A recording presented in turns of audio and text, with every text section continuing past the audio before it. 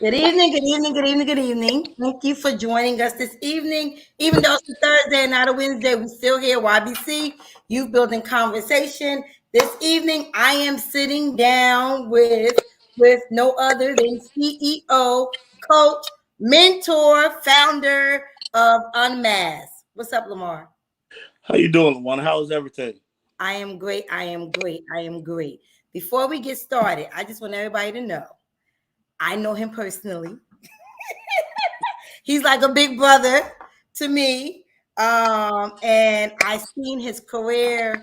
I know his wife. His wife is one of my sisters. Um, and they have moved and he have just done great things in the community. So we're gonna get started. But before we get started, I always ask the person that I'm interviewing, can you please lead us in a short prayer? Just opening us up. By the way, I was blindsided by this, but I'm gonna try my best. So I was, I'm gracefully accepting that. But first of all, Lord, thank you for another wonderful day. Thank you for LaWanda Hodges and her platform and bringing us into a show to be able to express our words to the young, the youth, and others who need encouragement in today's world. I ask that you add a blessing to the words that we are about to bestow upon everyone. And thank you for all our blessings. I pray in Jesus' name, Christ's Lord's sake. Amen. Amen. Amen. Amen. See, there you go. There you go. There you go. So I always like to ask the person that I'm interviewing, even though I know who you are, but you might shock me. I have been shocked on my platform when I ask this question. Who is Lamar Barrett? Wow. Who is Lamar Barrett? That's a question that you don't get asked all the time. I've done a lot of interviews. And I actually interview individuals. That's actually a good one. I'm gonna have to steal that one. When who is Lamar Barrett to everyone? I'm a selfless, spiritual, family oriented, um, like I said, selfless, giving person, a person who loves not only the game of basketball but sports in general. I think you can use so many things from the game or from sport in general that carries on to life. I am a teacher, I'm an educator, motivator, mentor. So I would think all those things are who, Lamar Barrett is, and it always starts with, God first, being in your life, and then family, like I said, is important. And then everything else falls into place. And just fortunate to have so many important people in my life to make the person that I am today. Okay, okay. So I always ask this question. I know some people get tired of me asking, but I ask it anyway because that's where my platform and how my platform was birthed. COVID-19 hit.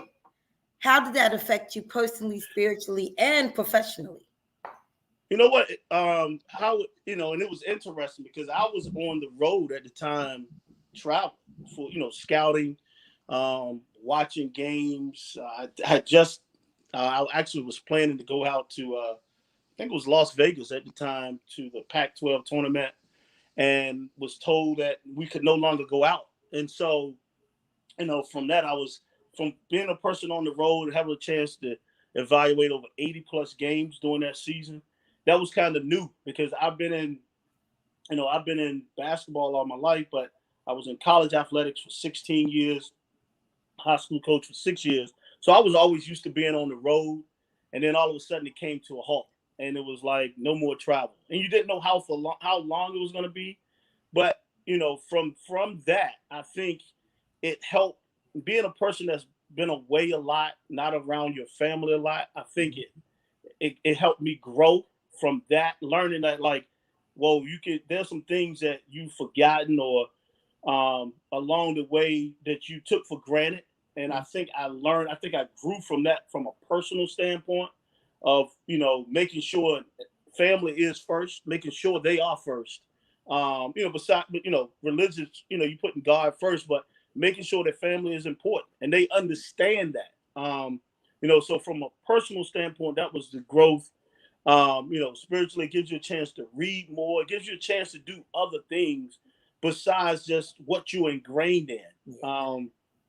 So from a reading standpoint, from a family standpoint, for just now you got so much time on your hands, and you can control your time a lot better as well. So I think those things helped. I think it helped me develop, and it made me think even more. Like my creative side came out even more during the process as well. So those are the things I think from the COVID-19 not being able to travel helped me, and it gave me a chance to rest. And like you don't like, Luana, this is what you don't realize. Like being out 16 years on the road of coaching, like not even just like. And one of my friends one time, he had been in the business for 30 some years, and he said, out of those 30 some years, 5 of those years, he added it up. 5 of those years, he thought that's how much time he spent in a hotel. Like that's a lot of time over.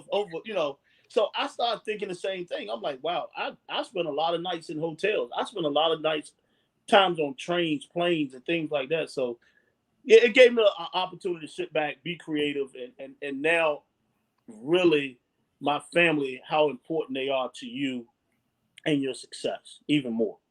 Nice, nice. I love it. I know Sandy somewhere smiling. Yeah. She was a little, know what's funny, interesting, Luana, when I was always, if I was home for 2 or 3 days or 4 days, she'd be like, when are you going back out on the road? You know what I'm saying? So she was so used to me being there and not being there. But Right. when it got to a certain point, it became, when do you go back on the road again? And now we were stuck together. And then when it was time for me to go back out, now it was like, I don't know if I really want to travel as much anymore. So Right. that's how it was. Yeah. So I know I already asked you who is Lamar Barrett, but what makes you special? What separates you from all the other coaches out there that's doing their thing coaching? What makes you special? You know what? I think I have a genuine concern for the kid, the student athlete, and that not just him, but the whole family. I think, in this profession, we all get caught up in wins and losses. That's the most important thing. That's what we think is the most important thing. But my my thing is, I'm developing kids. I'm parents are trusting me with their kids at 17, 18 years old to 22, 23 years old. Like that's my job of making sure that these kids. And I always said this to parents. I was like, you did a great job of rearing your kid. I never say raise cattle. I think you did a great job of rearing your kids for 17, 18 years. Now you're trusting him, or, you trusting him, and female coaches are trusting, women, young ladies, you're trusting them to be the next 4, 5, 6 years of their life, to be an impact in their lives, because those are going to be the most important times of their life. This is when you become young man to man. Like Yeah. this is going to be the things that you need to know for the rest of your life, for the next 40 years. 90% of the time, I want to say 80% of the time, this is where you're going to end up finding your wife. This is where you're going to end up living a lot of times. Like it's just, somewhere in that area, you're going to go to church. Like there's so many things. So you playing an important part in these kids' lives. That's the huge thing. You get out of this, and then just seeing them go on, not only just to graduate, but then to go and get a job, start a career, Yeah. raise a family. Like, those are the things that means the most to me in this whole situation, of being an educator, teacher, because I don't look at just coach wears so many hats. But Yeah. at the end of the day, we're all educators. We're all teachers. That's what we are at the end of the day. Cool, cool, cool. So I was looking at your bio, which was it. Great, impressive bio. And you mentioned you graduated from Elizabeth City State University with a degree of business administration. Now we talked about this. How you come from there all the way to coaching basketball? You know what? It's interesting that as you every kid grows up and they want to be a professional athlete, right? And that's what you want. That's what the goal is. There's nothing wrong with setting goals. And then you get to a certain point and you realize, like, you know what? I'm not as good as I thought I was, or you lose the passion for playing. but it's like, what's the next step? Okay. And so I knew, I go to college to be an accounting major. You know that all too well. And when I get to college, it's like the first 2 weeks of college is like what you learn in high school, right? So you thinking like, oh, so you got to figure out, okay, what's my next step? And so I remember switching from accounting to business administration. I was economics finance because it was still the similar track, but it was just some different classes. And then I knew I wanted to make money once I graduated. That was my whole goal. Like, man, look, I got to make money when I get out. Not thinking like, what's my passion? I've been doing basketball all my life, but I wasn't thinking about passion. I was thinking about money. Mm-hmm. And I knew I always wanted to live in the DC, Maryland area. My mom was here when I was born, when I was young. She lived here the first, parts of my life. But I knew I was here almost every summer. So I knew I wanted to live here. This was like, to me, it was the Mecca. I could, so in the DMV. So I ended up getting into working in the government. And actually, I was offered a job when I was graduating from college. Like my senior year, the head coach was like, the assistant coach is leaving. Would you want to stay on and be an assistant coach? Wow. And a mentor of mine at the time, who just recently passed away this summer, he told me that I probably shouldn't take the job. He didn't think that the head coach would be there that long, afterwards. So it wouldn't be smart for me to take the job. So everyone else around me saw me coaching, except myself. I just knew I wanted to make money. I knew I wasn't going to play, but I wanted to make money. So I ended up coming up here. I get a job. I worked for almost 3 years, and I'm working with Department of Defense, and I'm working, and it's like, oh, you got a good job. It was good. It was good. It was good, but it was like something was missing because I was still playing. I would play in leagues. I was probably playing 4 or 5 times a week, right? So I was still missing basketball, and then the same mentor came back 3 years later and said the new head coach is looking for someone else. Would I be interested? So I said, you know what? I would be interested. So I sat down. I actually met him in Virginia Beach, sat down, talked with him. And the best thing that happened was he didn't hire me because I hadn't played professionally or I hadn't coached in 3 years. So he wanted to go with someone who had been around it more. That was the best thing that happened to me because then I realized what I was missing, which was basketball. And with me not getting that job, I said, what's the next step? How do I get in? And I ended up saying, I didn't know anyone in this whole area that knew enough that I could get on their staff. So I thought if I get into teaching, then I can probably get into coaching. And so I ended up applying for Prince George's County School. I get 2 interviews. One was with Fairmont Heights. I did, and I don't even know if I got the job or not, but I know I got the job. I went into Ox Hill, was offered a job on the spot, and when I was leaving out, and the principal was a former basketball player, former college basketball assistant. Wow. He's like, yo, we might have a spot here at Oxon Hill. We can, let me talk to the guy. And when I met with the guy who's the head coach at the time, I met with the AD. She was like, yeah, you would be great, But the head coach wasn't hearing that at the time. And he was just like, no, I don't need anyone. And then eventually we talked and it became, we knew some of the same people. I actually played with the players in open gym. I was 25 years old at the time. So I'm playing in the gym and I look young. So that's 25 years ago. And I'm playing and I'm better than all the kids in there. And I should be. I'm a grown man. And one of the players was like, hey, what grade are you in? And I was like, man, I'm a teacher. I'm in, room 210. No. What grade you in? So when he saw me play and all the kids kind of talked to me, that's when he said, I want you to be a part of my staff. And that's how it started. Great. I got into teaching to get into coaching, but I knew I wasn't going to be in high school coaching for long. I knew that part. So when did you transition over to college? Actually, 2003, we had great 6-year run. Probably everything that I could do at Oxon Hill, we had done. We had went to 4 state championships, won 2 state championships. probably 18 kids in a public school at that time actually got to go and play Division 1. Another 4 or 5 kids went on to play Division 2. Right. So we, done very well. I thought I had done my job. And so I had started searching, trying to get jobs. But then it was a blessing. There was a young man that was leaving. I remember being up in Georgetown. And I was in high school, but we were at an AU event, and he told me, he said, I'm leaving. I'm going to UMass. Would you have some interest in this job? Your name has come up around several people, and the head coach kind of asked about you as well. So I was like, yeah, I definitely want to get it. He knew I wanted to get in.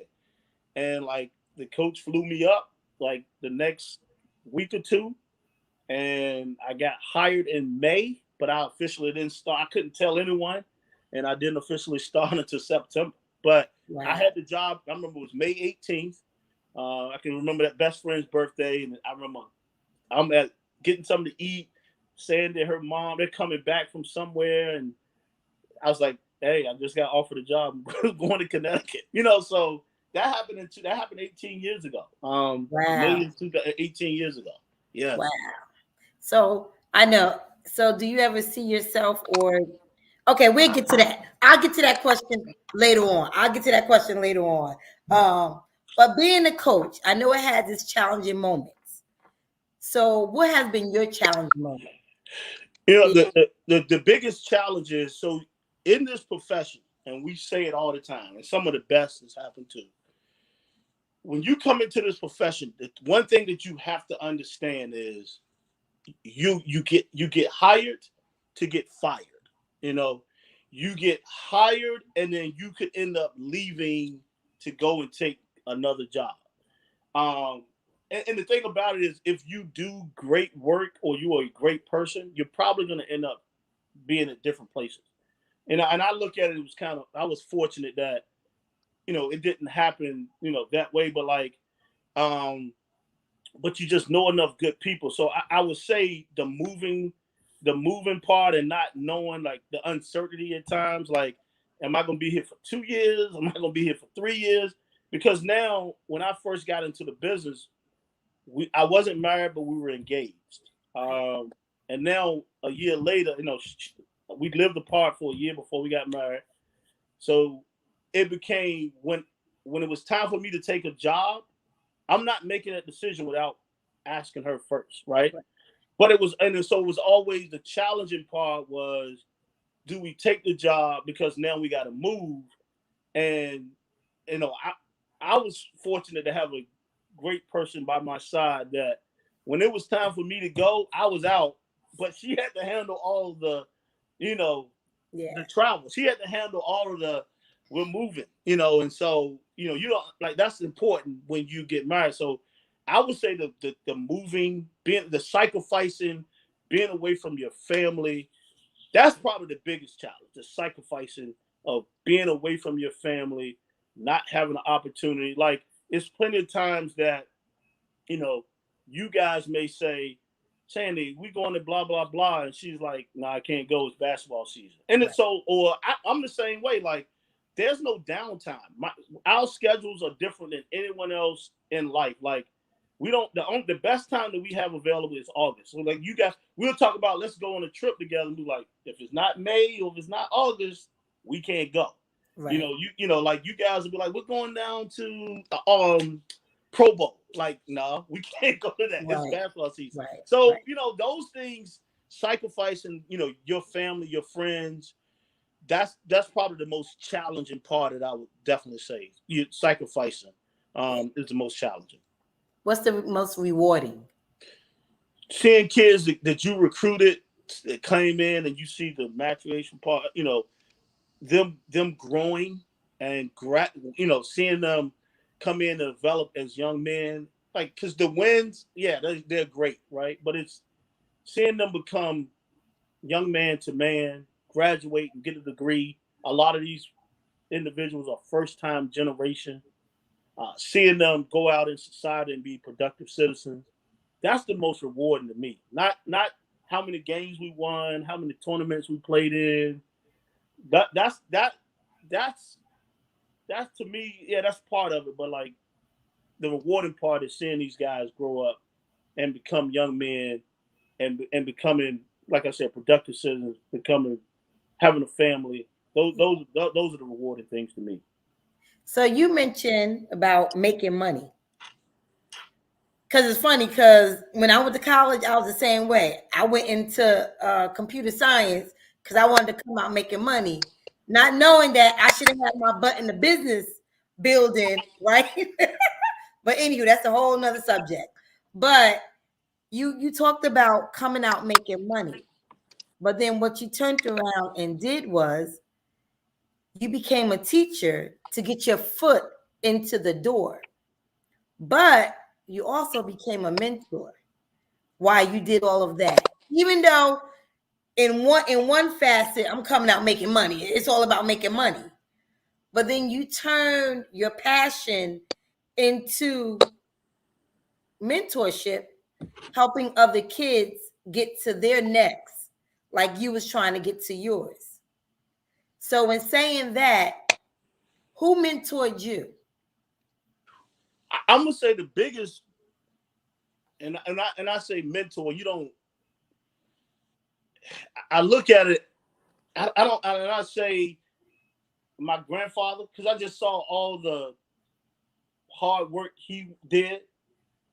I saw the sacrifice for a family. So all those little traits that you see, he was, besides him working, like, and I always say this to this day, like, for 35 years, I don't think he missed a day of work. You know what I'm saying? Like, that's kind of hard to do. Like, and because he drove buses, so he drove everyone down to his job, like on the way down, to his job down in Norfolk.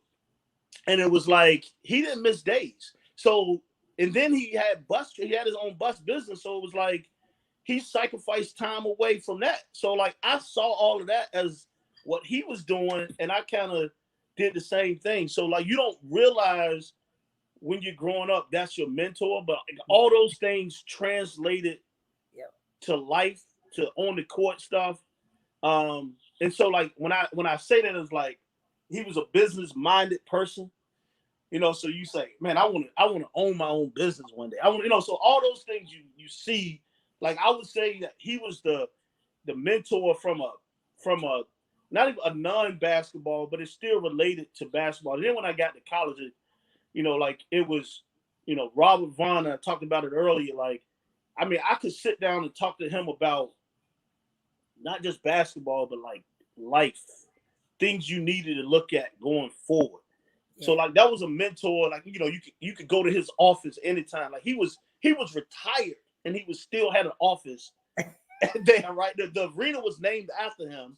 Wow. But you still could go over and like those are the things like talking to him about life, setting up. Like I could have easily stayed on at my alma mater taking a job, but he was like, no, don't do it. I'm listening to him. So that's why I would say those two guys from a mentor standpoint.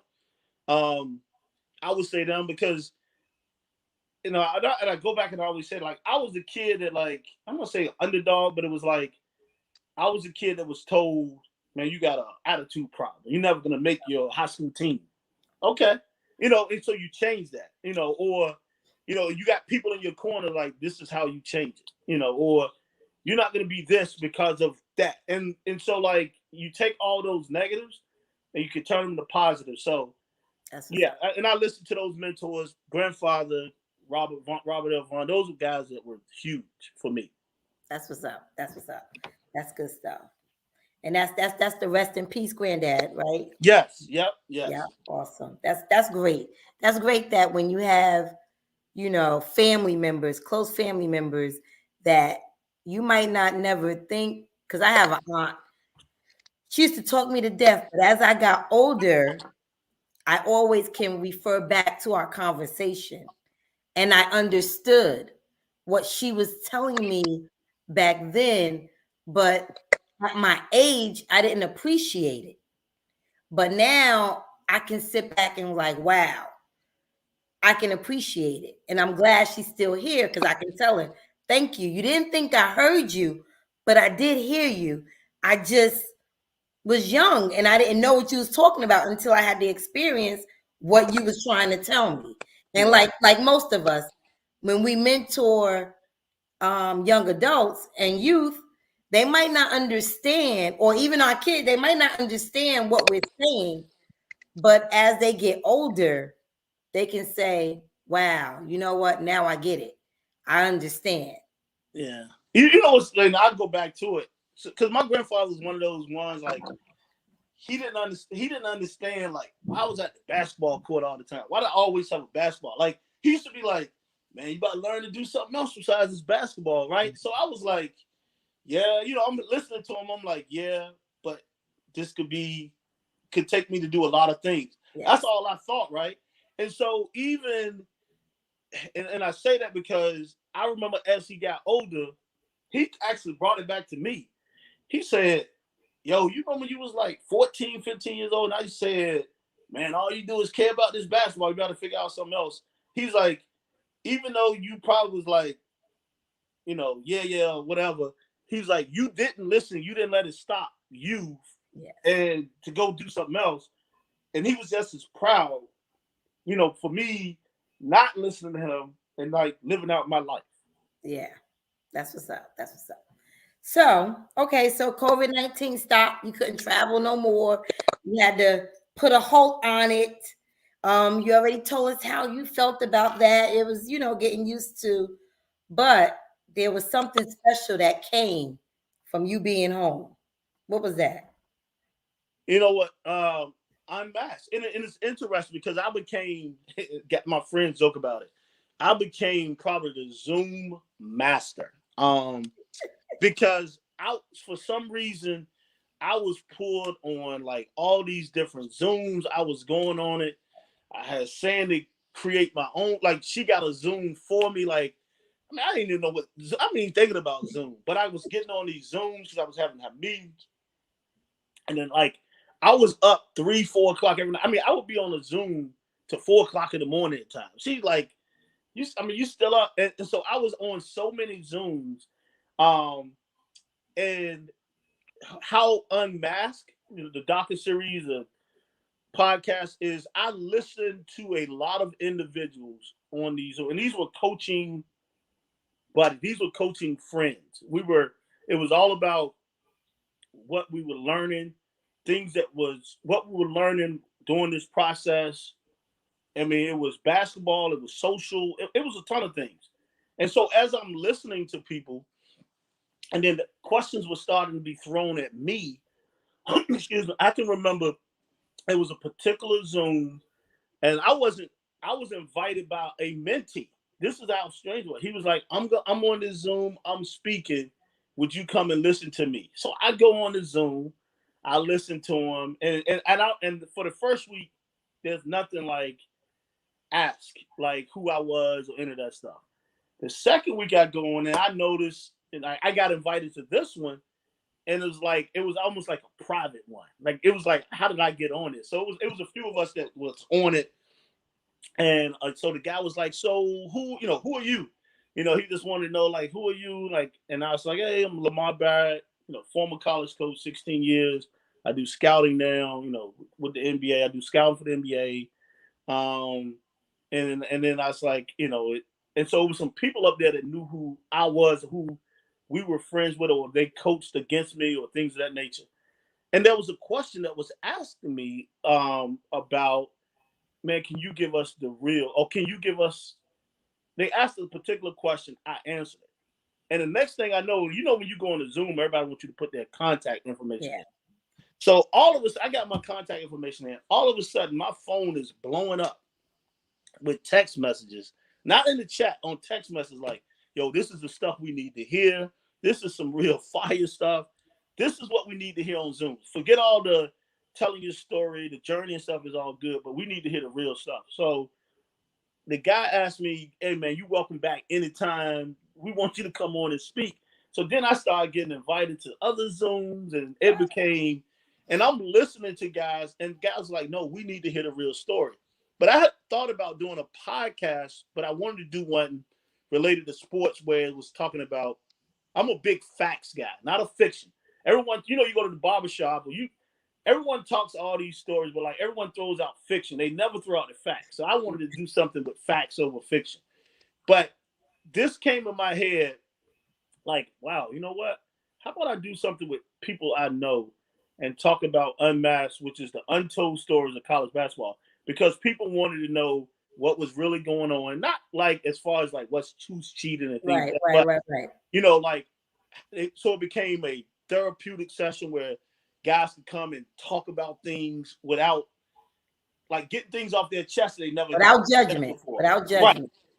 And it felt like they were on a couch or on a stoop talking. It wasn't like and people got things off their chest that was like, man, I've never told anybody that. And or it was educational from a standpoint. All these people thought like, you know, getting into college athletics or getting into college basketball was easy. So that's how Unmasked came about. It was like educational. Then it became entertaining. So I started coming up with these questions, and it became like more of an interview. Like, we're going to interview you like you're going through an interview process. We're going to interview you like, let's hear some entertaining stories. And then, so that's how it came about. And like, it took off. I did not expect, I asked a few of my friends originally. And so I was like, what do you think about this? And they were like, yeah, it'll be a great idea. And then, so I asked 10 people the first week. I started doing 2 shows a day. June 1st is when I started. My first release date was June 9th, which is my grandmother's birthday. So that's why I released it on that date. That was the first show that was released. And before I know it, from June 1st to August 7th, I would not take people, I would not do interviews on the weekend out of respect for them. So I Right. was doing 2 a day. I had done 80 interviews in 8 weeks. And I Wow. was only releasing them every 3-4 days at that time. So Wow. I had so many interviews between June 1st and August 7th that it was backloaded to January 31st. So I had that many interviews, had that much content. Wow. And then I was like, man, I got to take some time off. I took some time off and I started back up in like November because I had so much content. And that's how it came about, because I was on a Zoom. Cam Daly, and I always shout him out, he was the one who started the Zoom.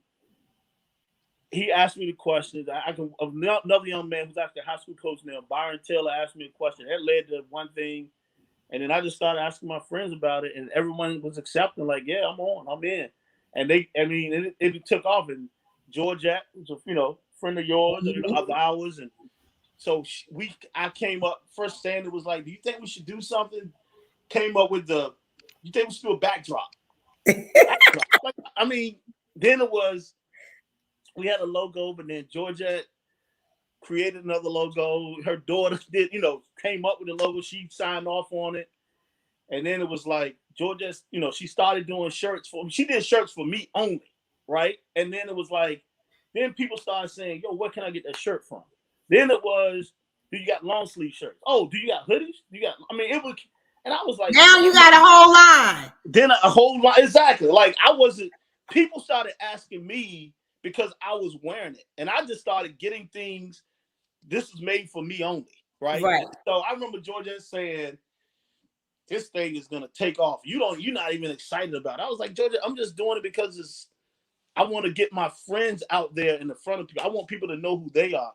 And she was like, this thing gonna take off. This thing gonna take off. And it did. It took off. Like, I didn't expect it, and it did. I got over 140 some shows that's still going on now. That's been out. So it's been a blessing. That's awesome. That's awesome.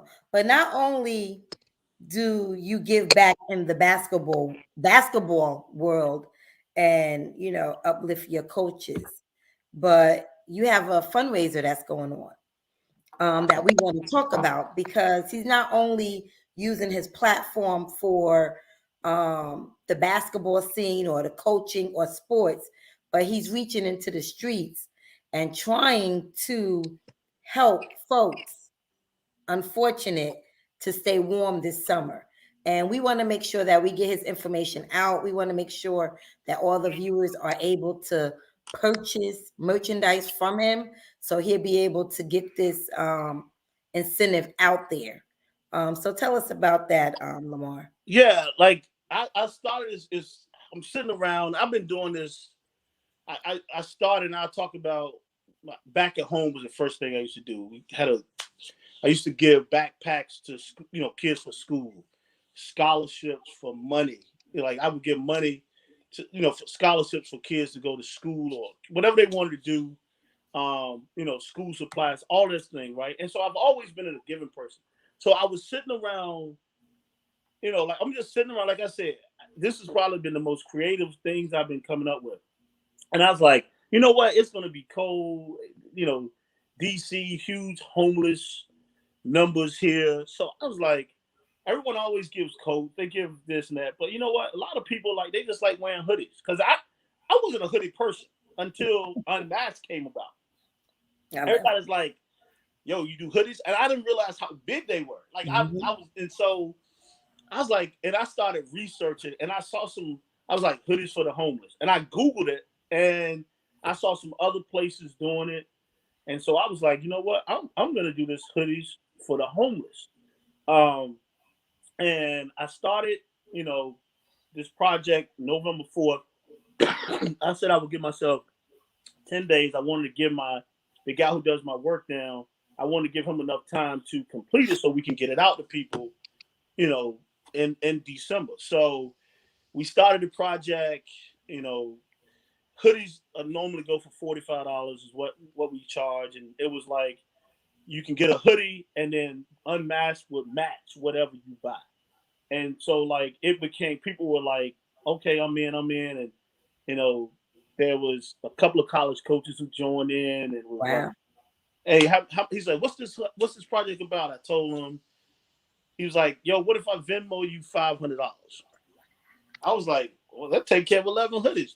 Then I had a friend that I grew up, who was a teammate of mine in high school, who we haven't seen each other in 30 years. We've talked through Facebook Messenger. He was like, yo, I was explaining to my kids about homeless. He was like, what do you think if, I send you some money? And he said, what's your link? I sent him my link. I look up, it's $900 there. You know what I'm saying? Or coaches who like, so it's been people who donated, not only purchased hoodies, but also donated money. They can, my website is unmaskedljb.com, which you can go and purchase the hoodies. Also I got, you reach out to me. You can go to unmaskedljb@gmail.com, send me a message, and I can also send you a Cash App or Venmo, either one of those if you just want to donate. And you can choose any like hoodie, like I have on the Unmasked Doctor. I have 10 different, I guess, 10 different styles now. My guys, we sitting there like, what do we call this? What do we call that? We got to give names to it now just to remind it. But it's like 10 different styles. It's hoodies, but it's like, this is the DACA series one. And, we got motivational words. We got an acronym. So it's so many. You can choose whatever color hoodie you want. And then, like I said, I match. So the first round, Luana, that we had, we ended up, 150 hoodies. So it'll be going out.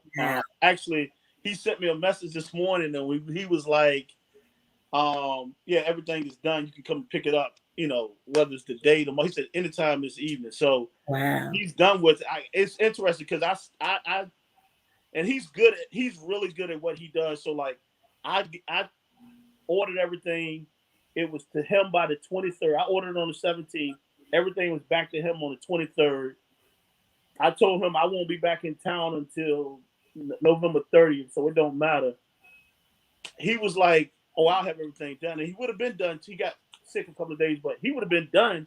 But he texted me this morning, everything is done. You know what I'm saying? So I'm like, perfect. So it is time I can, set aside time and go down to one of the homeless shelters. You probably familiar with one of the homeless shelters because you went down and y'all used to be. So that's going to be probably the stop. And then I got a second round that's going on now. Right. I go to so many different cities that, like, I'm going to Atlanta, supposed to go to Seattle. I'm going to, so I want to do it in different cities as well. So that's awesome. It was so good that I kept saying, oh man, we're gonna have a second round of this. So, and I already have guys, people who've ordered, and people who still donating, so that by the middle of December, it's gonna be more things to drop off in other different places. That's what's up. That is really what's up. Hmm. So if you guys, I'm gonna make sure I get his information and put it down in the interview. But make sure you give. I mean, whether you want to get a hoodie or if you want to donate, but it's for a great cause. You Yeah, know, and people have donated. everybody does blankets and Yeah, stuff like that. But a hoodie go a long way because it do. I love hoodies. So a hoodie go a long way, Yeah, especially I if didn't you realize how go popular. I didn't realize how popular they were. I mean, I'm like, wow, and I'm a sports person. I always just rather, had the. I didn't think the hoodies were big, but everybody loved hoodies. I'm like, wow, but it's big. and especially women like cause now it's like the hoodie thief, the girl, like that's the whole big movement. So what is next? What is next for you? What is um, next? you know what? It's interesting that you say that because I've been in this. Everyone has told me, all my friends, I've been out of coaching, but I've been doing the scouting. Because when I got out of coaching, my next step was if I wasn't a head coach by a certain time in college, it's like, what do I want to do for the next 20 years of my life? So it's still in basketball. Scouting is what I love. It's still got an eye for talent, all of those things. But at the same time, I can do other things while I'm doing this.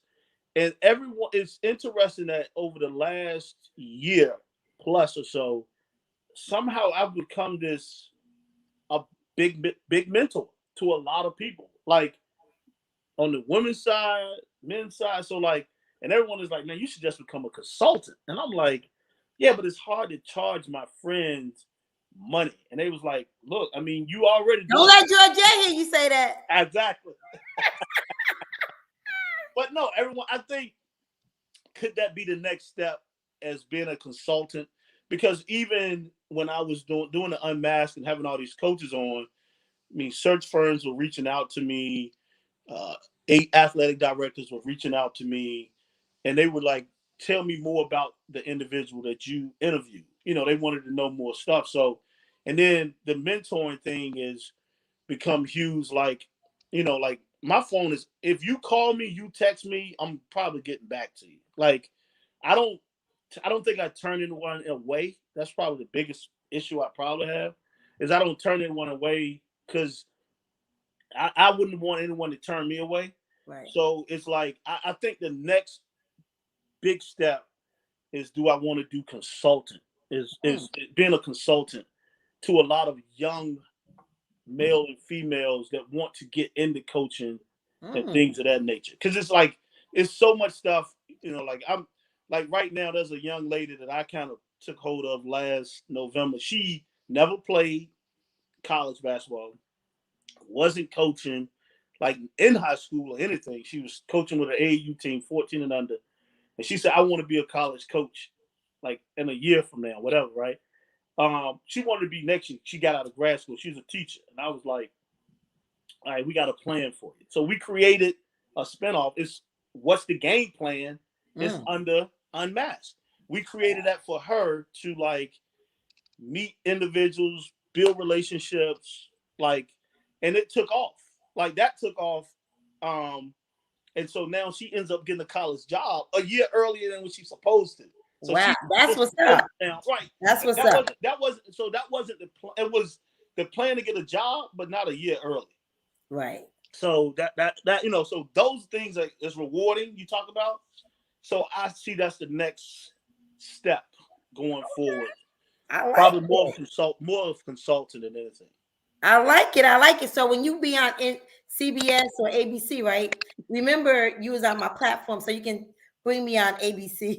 Yeah, no question. Right. I don't know anything about basketball, but I'm just saying I can sit and talk to you. There's so much stuff that you don't have to be basketball all the time.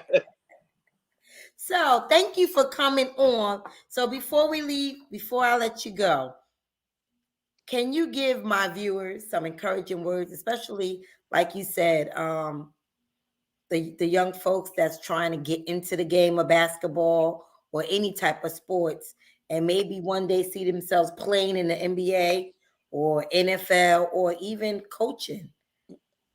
You know what? The one word I preach more than anything is patience, right? Everyone is in this world. Everyone, the majority of this world wants to go from point A. They want to get there like right away, right? No one wants to go through the process anymore. Everyone is like, and I think you got to stay in your lane. Don't worry about what the person on the right is doing. Don't worry about what the person on the left is doing, right? So when I say that, like, you be who you are. Like, don't worry about what the next person is doing. And I think too many people they want to skip the process is what I'm gonna say. And if they preach patience, understanding, and stay in their lane, those are the things, and continue to work on your craft. You have to continue to learn if you want to be great at anything. If you mastered it, then it's time for you to move on to something else. Like, because you can't just, one guy always used to say, and I try to figure out what he was talking about. He's like, it's either routine or routine. You get stuck, in a routine, and like, you don't want that. So if you're not constantly learning, then it's time for you to move on and do something else. But patience is the key. I mean, that is the key word. I think you got, like, your steps are already ordered. You just gotta like, you don't, like, you thinking like you're gonna skip this process and get there and like make all this money or do all of this. Like, no, like, it's in God's it's in God's hand. He has the control. You're gonna get there when He wants you to get there, and not any time before that. So awesome. So I have a couple of comments we're gonna run through real quick. All right. We have Tailfair Cookie watching. Hey, Cookie. Down And she down in Tulsa, Rocky Mountain. Yes. We also have my cousin. He went to he was actually Sandy's student. Ooh. Eric Hodges. She know who EJ. She know who he is, but he was just saying about the something about basketball. Oh, okay. Okay. Did you see it? Oh, with Will Gill. Yeah. Yeah. I'm yeah. Will Gill, 2004? 2004? Is he Will 2000? Yeah. Will Gill was on our state championship team in 2003. So yeah. And then you got E is on here saying congratulations, Lamar. Tell her thank you. I got girl E. But then she also wrote, because we know this young man. She said, I have a young man in the Heart of Louise program that would love to be mentored in the area sports. Okay. What are your thoughts about mentorship? So it's this young guy. He follows me, so he's probably watching this right here. He's a huge Redskins fan. Wow. Okay. So me and him is always battling back and forth about the Giants and Redskins. His name is Terrell. But when I tell you, when he knows stacks, he can run you off stacks like that. That's a good thing. And how old is he? I think Terrell is 19, 20. Tell if he wants to get into sports, and I'm gonna say this, Terrell, if you're listening, if I'm steering young kids in the direction of sports right now, analytics is the way to go. Like, that is, like, it's amazing how analytics, whether it's baseball, football, that's a huge part of sports now. And the more you can, like, the younger, because you would be amazed the amount of young kids that are in these analytics programs. I'm talking about white kids at 13, 14, 15 years old. And when you see some of these individuals working in the NBA front office, you'll be like, this kid never played basketball a day in his life. They know the stats. But they know the stats. They know the numbers, and it's amazing how much the game has changed in every sport, and from an analytical standpoint. So I guess my question is, get with E, because I think she was asking, would you mentor? Oh, no, quite. if he reaches out, whether it's LinkedIn, whether it's any type of social media, he got my email address into that. I mean, like I said, I don't. I don't turn a person away. I told you that's one of my biggest problems. Okay. And I'll do all that I can to help. Like being a Capricorn, we do have a big heart, but like when you get to a certain point, we can, we can cut you off in a minute though. But yeah, I know. I live with one. I know. No, I ain't gonna tell you what else y'all are too, but that's not, that's not the whole. That's a behind scene thing. But anyway. But then I had somebody else post that you interviewed one of their cousins, Donovan Williams. Yes, from Longwood. Actually, Donovan and I talked last week before they played Old Dominion because he called me and asked me about food places down at Old Dominion. So I just talked with Donovan last week, actually. And we talk all the time. Donovan and I talk all the time. We were out in Vegas together this summer. And his wife reached out. And, like, it was something that was going on. And his wife was like, you need to reach out to Lamar. So, like, yeah, I've been knowing Donovan. He was at Lafayette when I was at Old Dominion, when I was at American. So I go back with Donovan probably almost 10 years now. So yeah. Somebody said, "Yo, this is Jason." I don't know who that is, but they know you. I don't know who that is. You got fans on here already. I'm like, okay, all these comments coming through. But thank you for sitting down. Thank you for sharing your story. I'm gonna make sure I keep pushing your initiative because I think it's very important. Although that we have platforms that we still give back to our community as well as we keep doing what we're doing. Yeah. So do you have any questions for me before I let you enjoy your evening? No, I thought it was great. The questions are unbelievable. And like you come on some interviews, and like I told you, when I do interviews, I like people to be authentic. The questions you had, you can tell who's fake when you come on an interview. Yeah. And so like I'm an authentic person. I'm gonna give it to you real. If I can do stuff, I'm gonna do it. If you ask me, I'm gonna figure out a way to do it. I think saying no is a hard issue I have. Saying they always tell me that. You just don't say no to people. But I want to thank you for having me come on. It was wonderful because I've seen you with the youth. I've seen that because I was like, oh, I'm coming on. I usually see all the youth on. What I try to do is. I find that there's a lot of adults that can add on to the youth. Because they look at us and say, y'all don't know what we going through because y'all where y'all at now. But it took us, we went through something to get to where we at. Correct. And I like to talk to people that can share their stories and say, even though I've been through this, but look where I'm at now. Right. So it might seem gray over here, or it might not look like something's gonna work out. But if you keep walking through it, if you keep getting up every day and showing up for yourself and being the best you can be, then guess what? It'll pay off. No question. You just gotta keep moving. So so I wanted. It's been a long time because I've been on here, but I wanted you to come on because you went from traveling and then you had to stop all of a sudden, and you could have either said, you know what, I'm giving up, but you didn't do that. You created something from what you was already doing. Correct. You just created it and you became a CEO of your own brand, and now you're talking about becoming a consultant, helping others come into this game the way you had to figure out how to get into. So I just think that as adults or seasoned folks, because we are over 50, that we have a lot to give back to the young adults and the youth.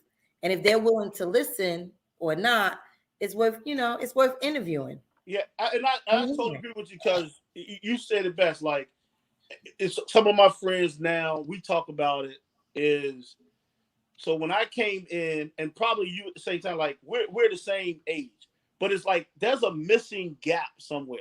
Like I didn't think the people older than me, like I thought when I saw basketball kind of change, I thought when guys started making money, it like changed everything. So they weren't like willing to help as much because they was worried about you taking their job, right? Mm, And so my thing was, if I don't care about.